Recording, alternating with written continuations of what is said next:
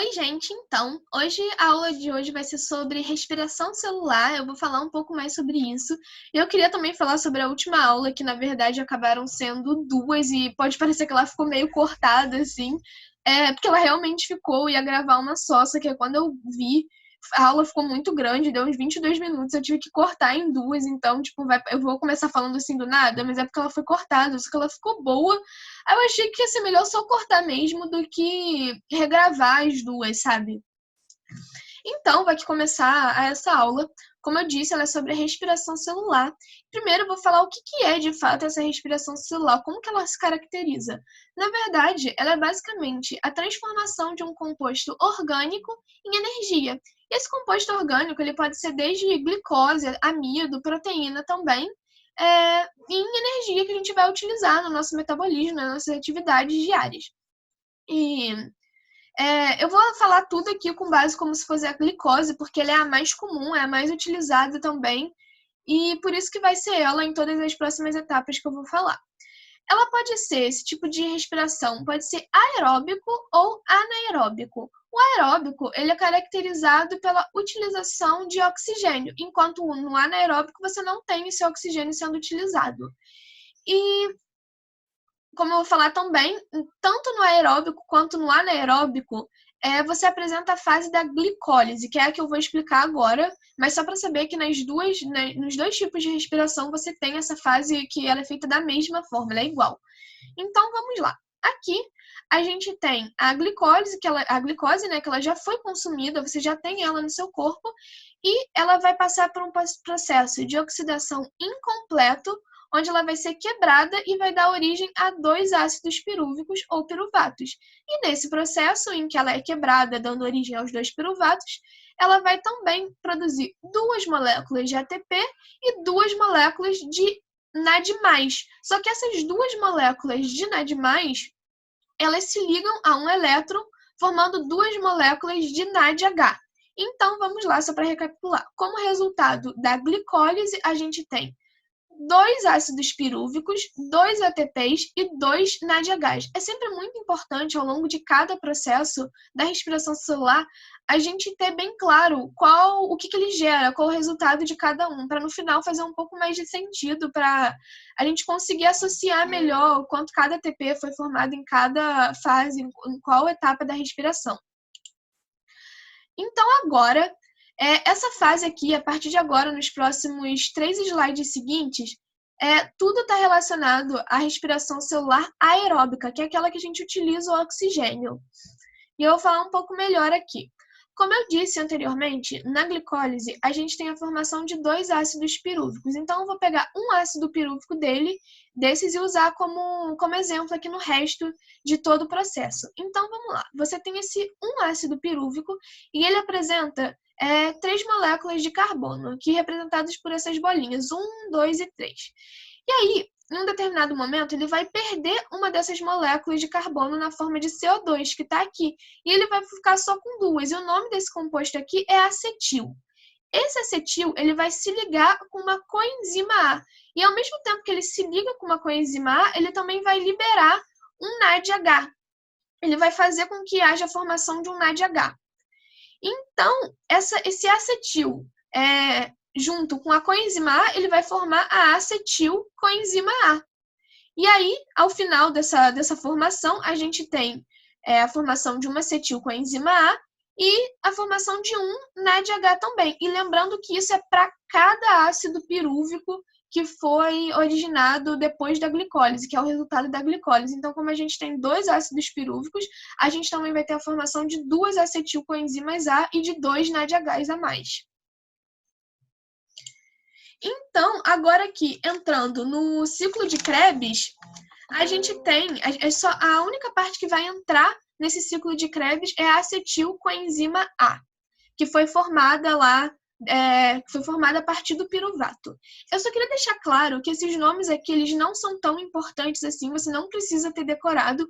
O que você precisa saber é o que vai gerar, é sempre o final de todo esse ciclo, qual vai ser o resultado dele. Então, vamos lá. você tem essa acetilcoenzima A, que ela tem apenas 2 carbonos, ela vai se ligar ao oxalacetato, que tem 4 carbonos, e ela vai virar um citrato, que tem 6. Esse citrato vira um isocitrato, ainda com 6 carbonos, e em um dado momento aqui, ele perde um desses carbonos. Quando ele perde um desses carbonos, ele libera um elétron, e esse elétron vai se ligar, formando mais um NADH. E aí esse processo acontece 2 vezes, liberando 2 vezes CO2 e formando 2 NADHs. Então aqui você tem o primeiro e aqui você tem essa formação do segundo.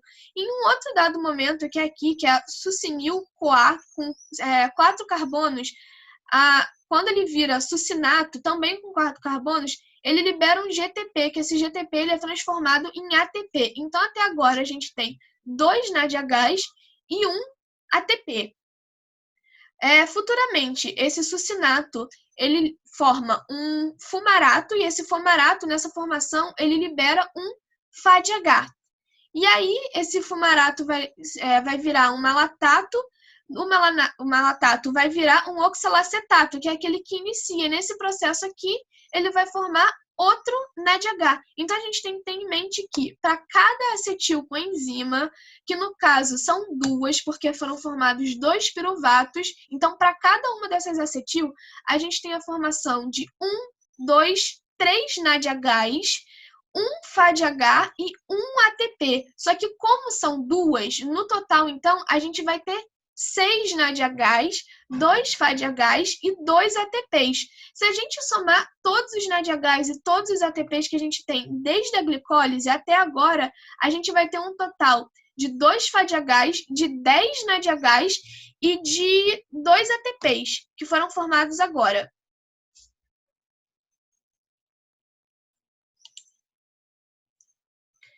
E aí, gente, desculpa, que eu falei que eram 2 ATPs, mas não são 2 ATPs não, tá? São 4 ATPs, porque a gente teve 2 ATPs na glicólise e mais agora 2 ATPs aqui. Então, são 10 NADHs, 4 ATPs e 2 FADHs. Então, agora, vindo para a última etapa ainda da respiração aeróbica, que é aquela em que a gente utiliza o oxigênio, a gente tem aqui, ela acontece nesse caso aqui dentro da mitocôndria. Então, você tem aqui a membrana externa da mitocôndria, a membrana interna, e aqui, entre aqui e aqui, que vai estar acontecendo todo esse processo. Você tem o primeiro NADH, que ele vai se associar a uma proteína. Nessa associação, ele vai liberar um elétron que vai ficar no meio intramembranar, e aí esse processo vai acontecer 3 vezes com 3 proteínas. Então, em cada uma dessas proteínas, ele vai liberar um elétron. Como são 10 NADHs que fazem esse processo 3 vezes, a gente tem um total de 30 elétrons aqui. E para cada FADH, que no caso são 2, ele é um pouco mais fraco que o NADH. Então, cada FADH só passa por 2 proteínas. Então, ele só libera 2 elétrons. E como foram 4 FADHs, a gente vai ter um total de 8 elétrons sendo liberados. E aqui, nesse final, a gente tem todos esses elétrons que foram liberados aqui para o meio intramembranar, ele vai passar por essa grande proteína aqui, que é a ATP sintase, ele vai transformar em ADP, que é a adenosina difosfato. Esse ADP ele vai se associar a mais um fosfato, que vai se transformar o ATP, que é a energia final. E aí esse ATP é a adenosina trifosfato, ele possui 3 fosfatos, que é a nossa energia final.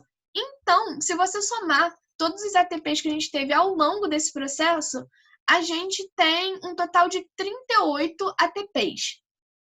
Esse número ele é um pouco divergente, porque existem células, principalmente musculares e algumas do sistema nervoso também, que elas consomem um pouco mais de energia. Então, pode ser que vocês vejam questões em que fala que ela tem o produto final é 32 ou 36 ATPs, mas a um nível mais geral, assim, mais abrangente, a gente diz que ela libera 38.